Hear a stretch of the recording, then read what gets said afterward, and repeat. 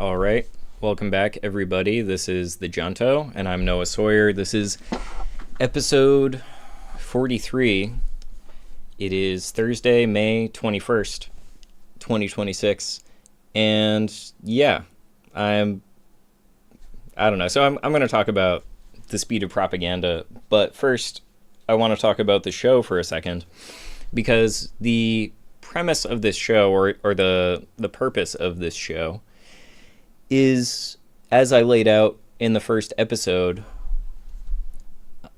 there's a strategic goal to what I'm trying to do here. And lately I've been feeling like I need to,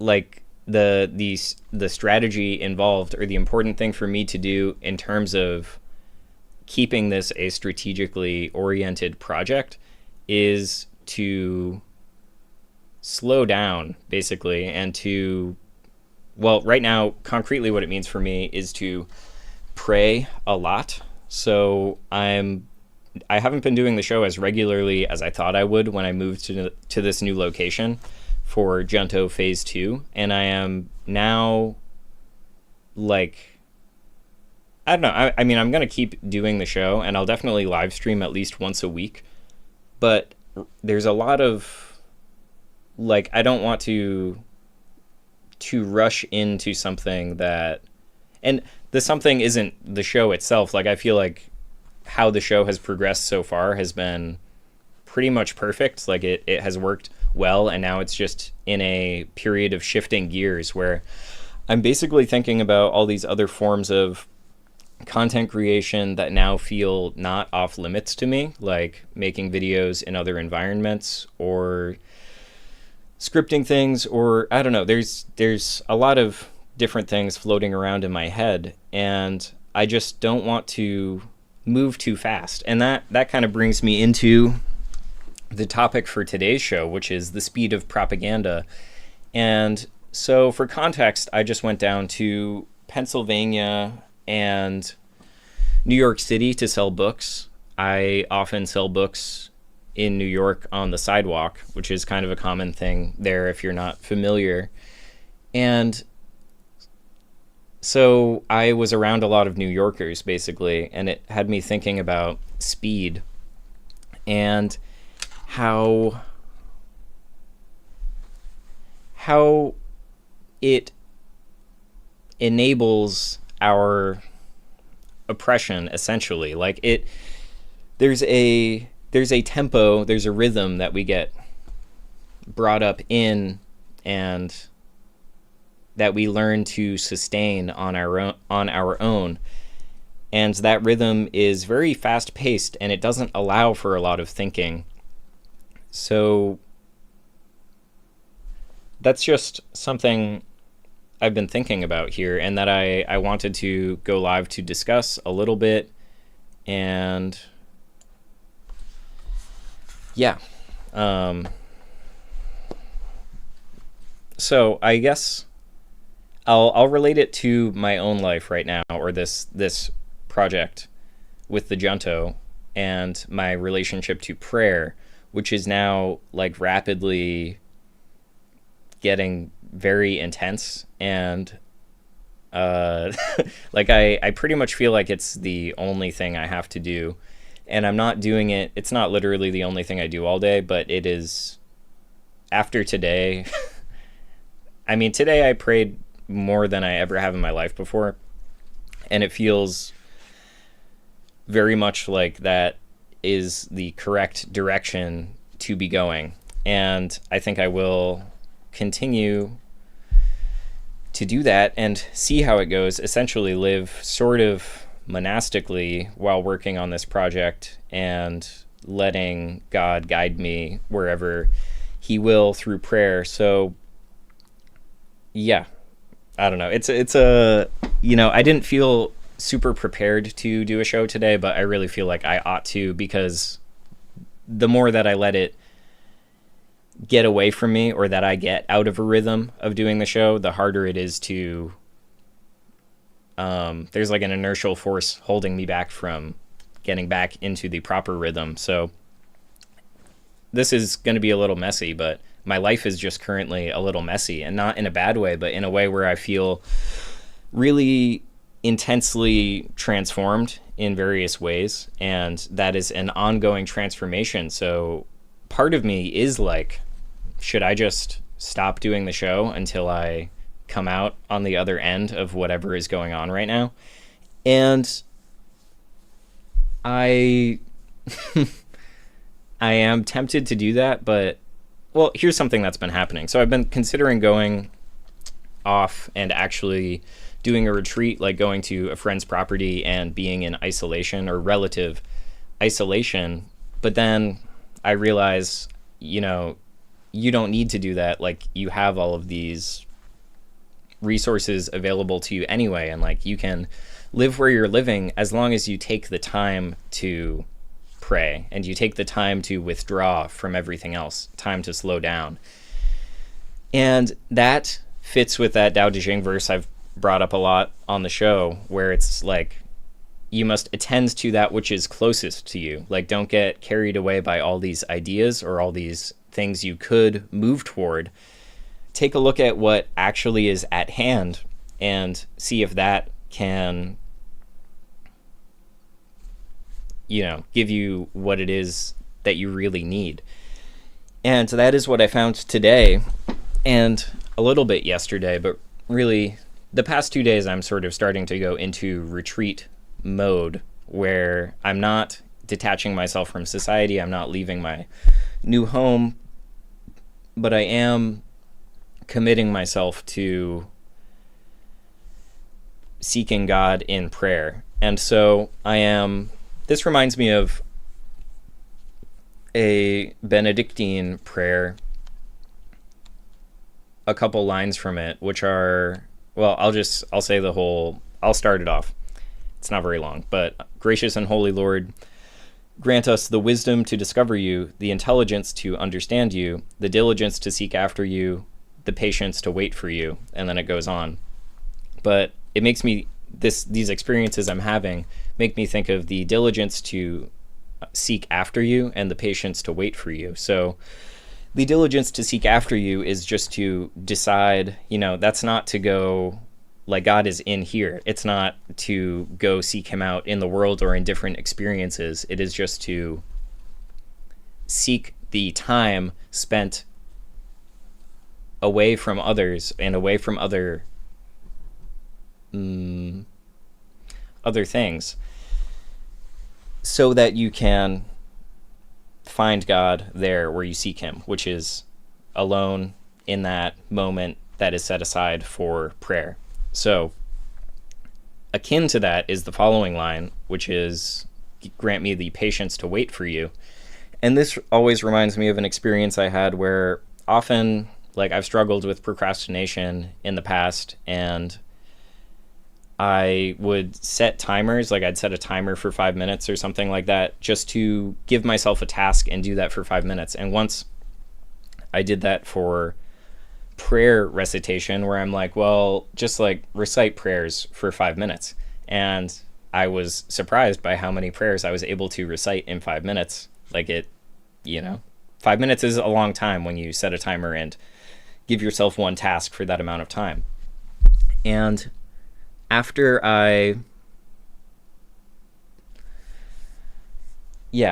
later on, like that night, I went to pray again, and I found myself stuck, unable to progress through whatever it was, an Our Father or a Hail Mary.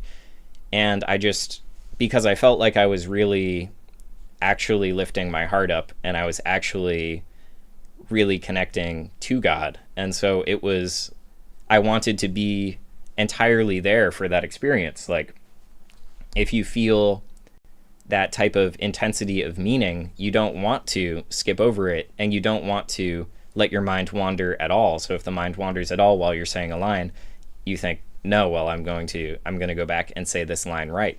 And so I don't know if it took me an hour or what to say that prayer. It was probably an Our Father, which is longer.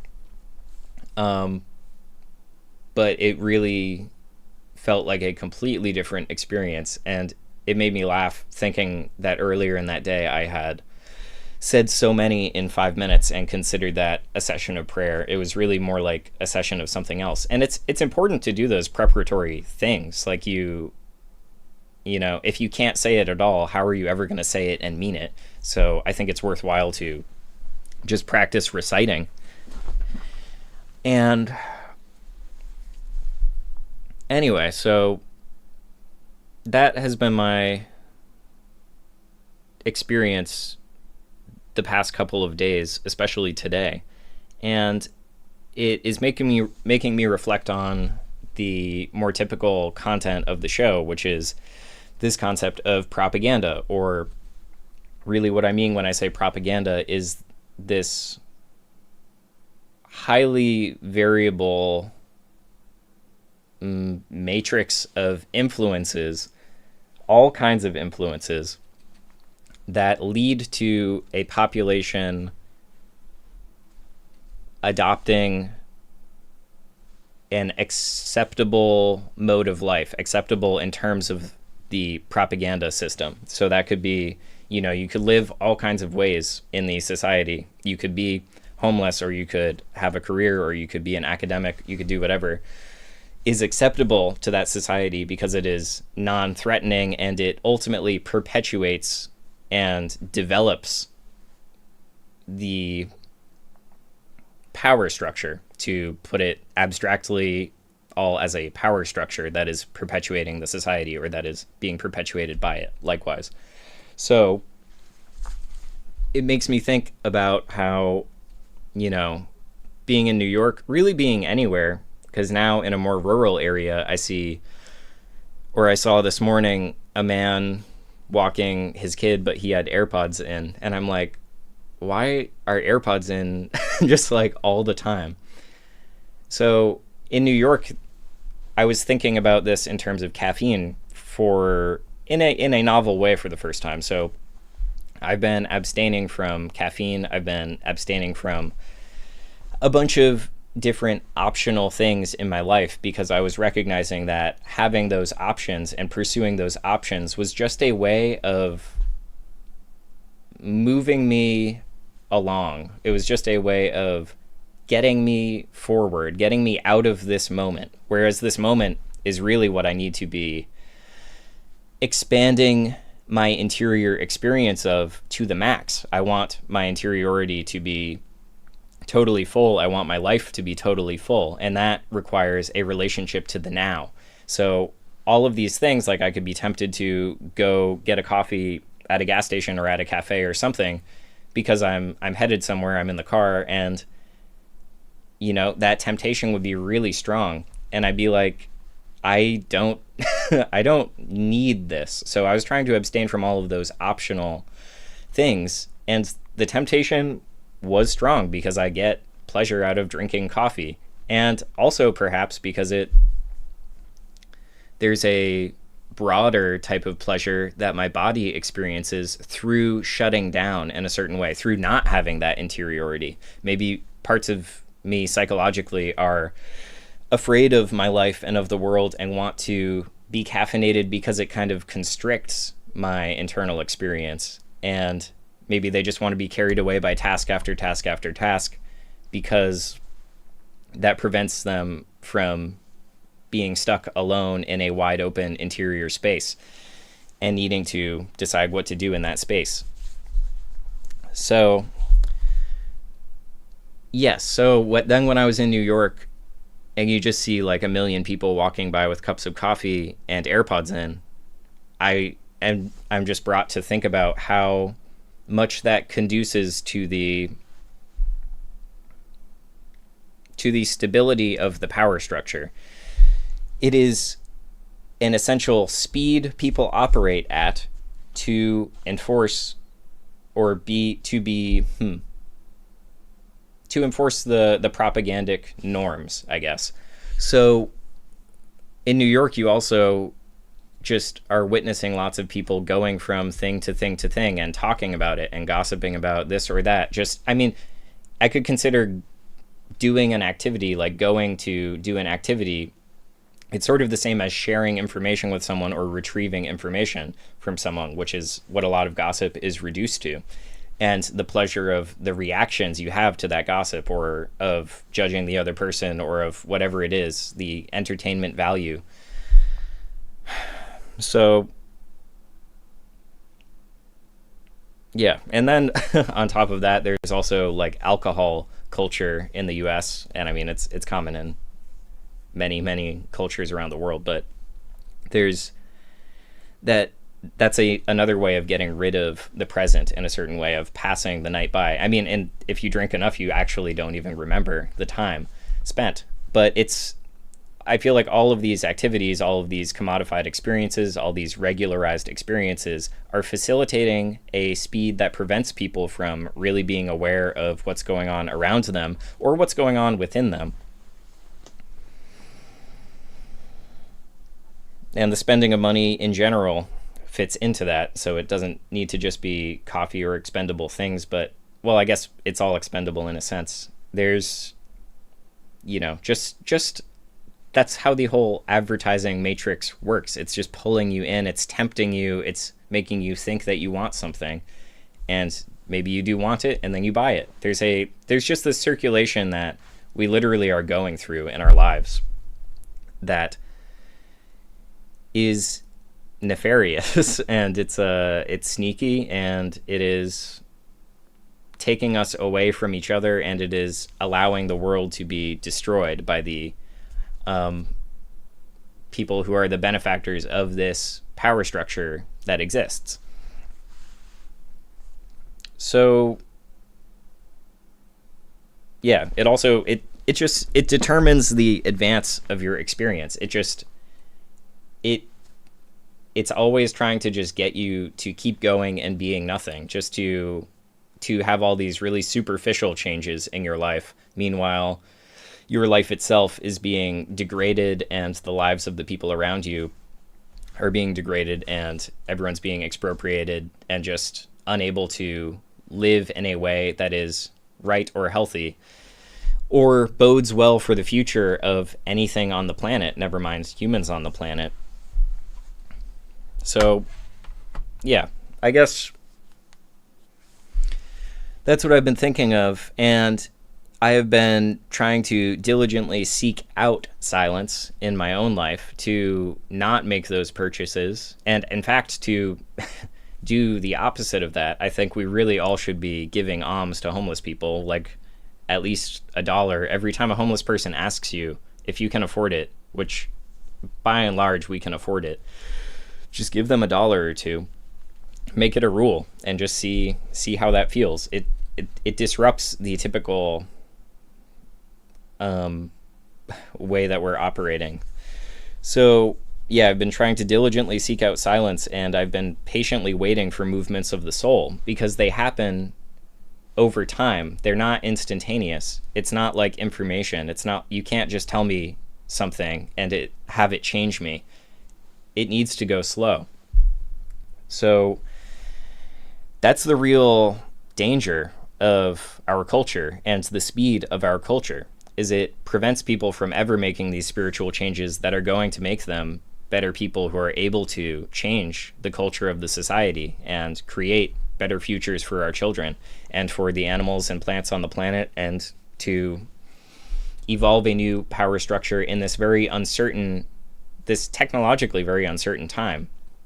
So I don't think anything's set in stone, and I really think we should be operating as if we can, if we play our cards right, make changes in the country that will be positive. So yeah, like I think of, or I wrote down on my notes here, we prop up what harms and disgusts us most. And that propping up happens in our ignorance, in our speed-facilitated ignorance. And so many people express disgust at it, but they're completely recuperated by the society. This is essentially like the so-called left's problem. And, there's so much disgust, but there's no practical strategy, and there's no detachment from that world. Instead, there's a participation in an adjacent, or it's not adjacent, it's it's like a holographic it's like a holographic playground within the same society. So everyone is actually just supporting what's really going on here and poses no threat to it, but because they live on the holographic playground, you know, woe to you if you try to say something about it. So anyway, the real point here is that when you do diligently seek out the silence and allow yourself to encounter these movements of the soul and sit with them, it brings you a fullness of life. It brings you a deeper awareness of who you are and of what is going on and of the world. Like, even just sensorily, I feel like my perception changes in these states. And it's a lasting change. It's not like a high from a drug or something. It is something that actually builds up your interior being and protects you for the future and stabilizes you and makes you more capable. This all really changes who you are if you slow down and refuse to engage with society in the way that society demands. So it changes who you are, and it changes what you think, and it changes what you do, and it changes how you think. And you can't know that it's not going to do that until you give it a try. It's like this is a symptom of our information society, where people love to deduce the consequences of actions or of premises without engaging experimentally in those actions. Like, everyone just wants to solve something immediately, whether they're being dialectical about it or not. Like, it's still very rapid and it's not lived. So yeah, I just believe in living personally, and hopefully you do too if you're watching the show. So that's going to do it for me for this episode. I just wanted to come on and say something. So yeah, I don't know. Like the video, leave a comment. I would love to talk to people about this, so feel free to reach out. There's a chat on the Patreon, which you can enter for free. And yeah, if you want to support the show, I'll send you some books. And I'll be in New York here and there selling books now that the weather's nice. Yeah, I don't know. I mean, lots more to come here, and I just wanted to share a little bit. I guess I'll read some Psalms today that spoke to me, but they were making me cry, so I don't really want to cry on the stream right now. I'll just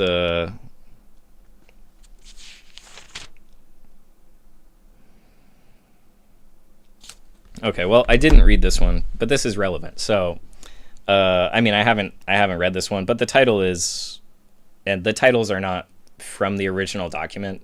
They are just, subject type titles put on there, so you know if you can find what you're looking for, if you're looking for something. And this is a prayer for help against unjust enemies. And I think we all have unjust enemies in this world. I think our culture itself is an unjust enemy. I think the way the power structure has placed various people historically in positions of power is those people are our unjust enemies. But there's so many unjust enemies in this world, and some of them are invisible and live within us. And it's the your own worst enemy thing, I suppose. But there's so much that we need to defend ourselves from, and the desire to use the phone algorithm is one of them. There's so much, like, you can't just think, oh, this is irrelevant to me because it's just about enemies in a time of warfare.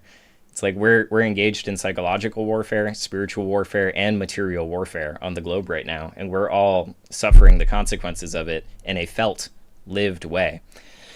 So, I haven't read this, but let's just read it together, because why not?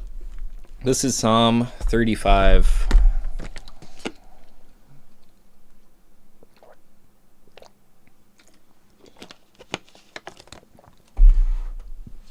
So, what is this? All right, so Psalm 35.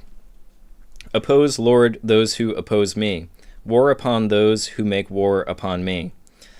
Take up the shield and buckler, rise up in my defense. brandish lance and battle axe against my pursuers. Say to my heart, I am your salvation. Let those who seek my life be put to shame and disgrace. Let those who plot evil against me be turned back and confounded. Make them like chaff before the wind, with the angel of the Lord driving them on. Make their way slippery and dark, with the angel of the Lord pursuing them. Without cause they set their snare for me. Without cause they dug a pit for me. Let ruin overtake them unawares. Let the snare they have set catch them. Let them fall into the pit they have dug. Then I will rejoice in the Lord, exult in God's salvation. My very bones shall say, O Lord, who is like you, who rescue the afflicted from the powerful, the afflicted and needy from the despoiler. Malicious witnesses come forward, accuse me of things I do not know. They repay me evil for good, and I am all alone. Yet I, when they were ill, put on sackcloth, afflicted myself with fasting, sobbed my prayers upon my bosom. I went about in grief as for my brother, bent in mourning as for my mother. Yet when I stumbled, they gathered with glee, gathered against me like strangers. They slandered me without ceasing. Without respect they mocked me, gnashed their teeth against me. Lord, how long will you look on? Save me from roaring beasts, my precious life from lions. Then I will thank you in the great assembly. I will praise you before the mighty throng. Do not let lying foes smirk at me. My undeserved enemies wink knowingly. They speak no words of peace, but against the quiet in the land they fashion deceitful speech. They open wide their mouths against me. They say, Aha, good, our eyes relish the sight. You see this, Lord, do not be silent. Lord, do not withdraw from me. Awake, be vigilant in my defense, in my cause, my God and my Lord. Defend me because you are just, Lord. My God, do not let them gloat over me. Do not let them say in their hearts, Aha, just what we wanted. Do not let them say, We have devoured that one. Put to shame and confound all who relish my misfortune. Clothe with shame and disgrace those who lord it over me. But let those who favor my just cause shout out for joy and be glad. May they ever say, Exalted be the Lord, who delights in the peace of his loyal servant. Then my tongue shall recount your justice, declare your praise all the day long. So I just want to comment on a couple things in there. Yeah, without cause they set their snare for me. Without cause they dug a pit for me. Is this not your relationship to your phone's algorithm, where you don't set out to use it, but you just wind up using it? That is a trap. It is a neuroscientifically derived technique that is a trap set for you that you fall for every day. Day after day after day, hour after hour, minute after minute. That's how I read. That's how I read a lot of this just now. And you do think of it where it's like, do not let them say in their hearts, Aha, just what we wanted. Do not let them say we have devoured that one. Like, all of this is playing into the entire arc of history. There's an evolution of the world order that is happening, and we are all being psychologically enslaved by our devices so that history can play out without our say. So, do not let them say, Aha, just what we wanted. So, yeah. It's another one, I think.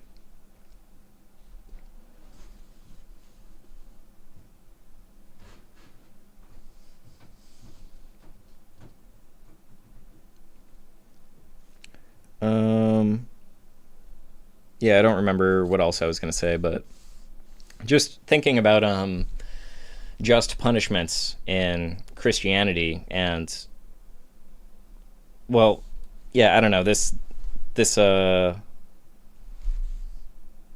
there's one line in here that did evoke this for me, so it'd be nice to find it, but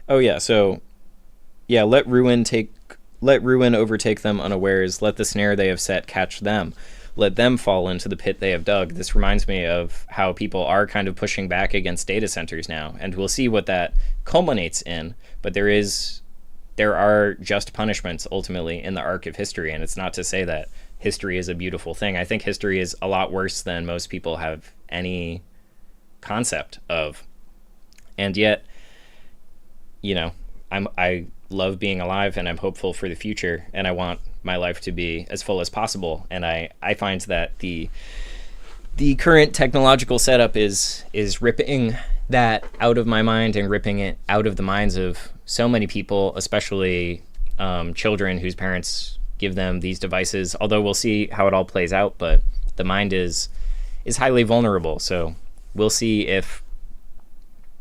how far down. We'll see how far down the human spirit can really be brought, and maybe it can be brought down all the way. I wonder. It's an open question, really. It could just. I wonder if you can really just technologically destroy the human mind and spirit and create a literal slave class on the globe. And I think I was born in just the era to find out. So on that note, have a good night, say your prayers, and I'll see you. I might see you tomorrow. I'm trying to do this some more, but lots of things in the works. Lots of different videos I want to make, and different types of content that I want to make. So I'm talking to people, and we're gonna make it happen. So yeah, I appreciate all the viewers, and have a good night. See ya.